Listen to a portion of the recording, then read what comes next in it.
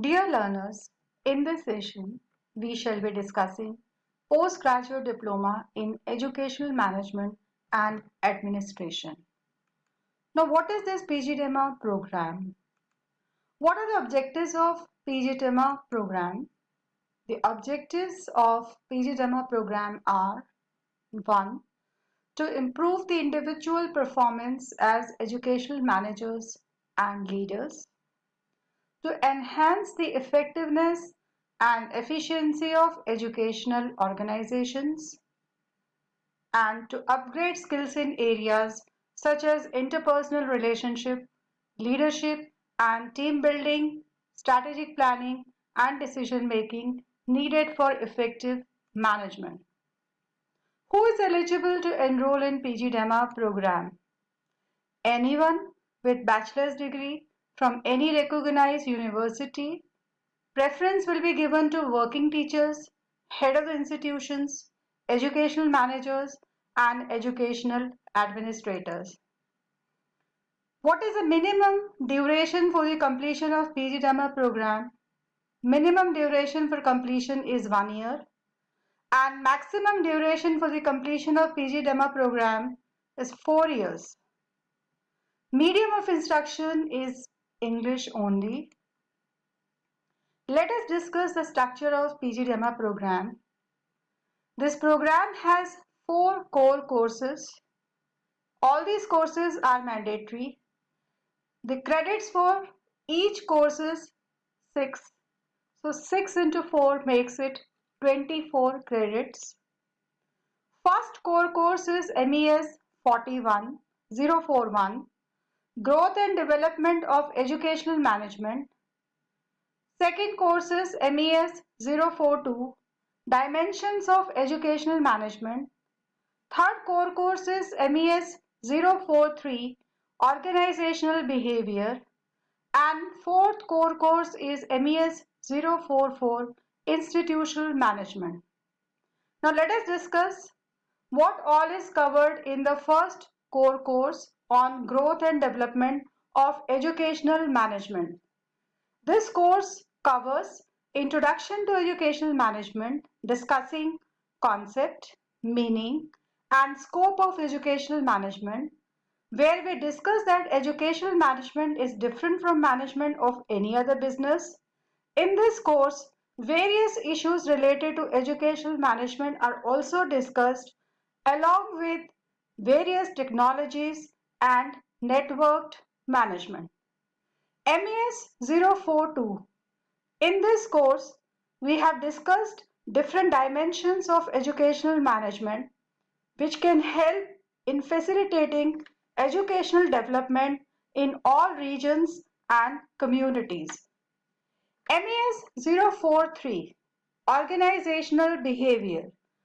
In this course, you will study about the behavior and attitudes of people in the organization, because behavior and attitudes, they contribute to the effectiveness of any organization. What is an organization? It is a place where 2 or more persons work to achieve certain goals. And what is behavior? Behavior is the response of an individual to achieve goals of an institution. An educational manager takes up the role of the leader, and he takes the decisions along with his team members. But for making decisions, you need good communication skills. This course covers all important components of good organizational behavior and also help you to understand the field of organizational behavior in the educational system and its contribution in knowledge behavior and how to manage yourself in the competitive world. MES 044, fourth core paper. The title is Institutional Management. This course will help you in gaining knowledge and understanding to manage and lead the change in educational institutions, both in national and international contexts. These are 4 optional papers. You have to choose any one of them. Out of MES 045 School Education, MES 046 Higher Education, MES 047 Open and Distance Education, and MES 048 Alternative Education. This optional course carries 4 credits. Next course is MESP 049, that is project work. For project work, you have to take a problem out of the 5 courses, that is 4 core courses and 1 optional course. You have to make a project proposal. Please get it approved. After that, you have to conduct the study under the supervision of a guide, followed by submission of the project report and viva. Now let us discuss what is management process, especially as it is applied in the case of education.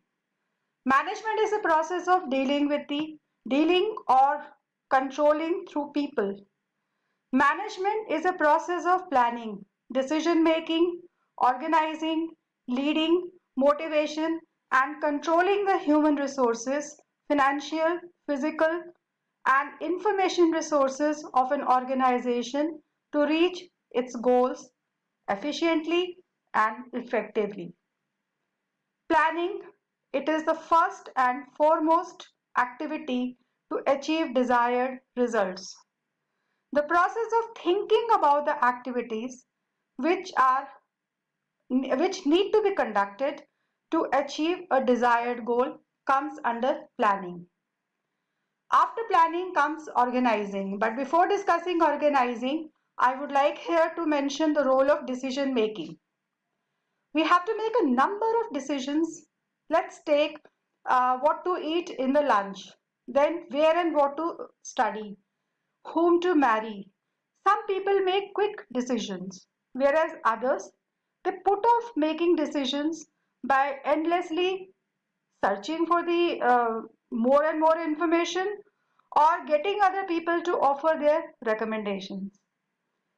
In its simplest sense, decision making is the act of choosing between two or more courses of action. Decisions can be made through intuitive process. Number 2, reasoning it out.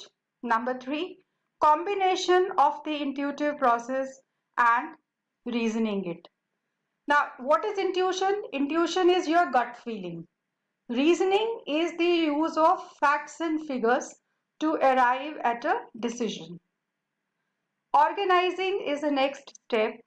Organizing is the process of defining and grouping the activities of the organization and establishing the authority relationships among people. Leading Leading is another of the basic function within the management process, and leading is the use of the influence to motivate employees to achieve organizational goals. Controlling Controlling means a leader should command the respect of the team. You have to earn that respect. And if team members respect you, then you can easily direct them and control the actions of the team members. This also helps in achieving organizational goals. It also helps in evaluation of set standards, optimum utilization of resources. It also helps in motivating employees. And another thing is that in maintaining order and discipline. Next, we move to why do we need educational management? Educational management helps in achieving educational objectives. It also helps in improving activities of an institution. It also helps in appropriate utilization of human resources, that is teachers, non-teaching staff, and students. It also helps in attainment of goals with minimum cost and time. It helps in job satisfaction among teachers. It also satisfies parents and students. It creates a congenial school climate. It improves interpersonal communication among staff members. What is educational administration? If we see the meaning of educational administration, then it is overall determination of policies, setting of major objectives, the identification of general purposes, and laying down of programs and projects. Administration means guidance, leadership, and control of the efforts of the group towards achieving a common goal. It refers to the activities of higher level. It lays down basic principles of the enterprise. Are these two terms different? Are there any differences between management and administration? Let's discuss that. Management works with and through people to accomplish organizational goals, whereas administration is more concerned with directing and controlling. Administration establishes policies that guide decision making, laws and regulations, and management implements the laws and regulations. Practically, functions of managers and administrators overlap. Here we are discussing similarities between management and administration. So there are no clear-cut boundaries between the functions of managers and administrators. Administrators not only set goals, standards, and rules, but direct and control functions of the organization. Every manager is concerned with both administrative management function and operative management function. Now, if we see this figure, we find that most of the lower level functions are performed by managers, whereas the top level functions are performed by the administrators. That's all about this presentation. Thank you very much.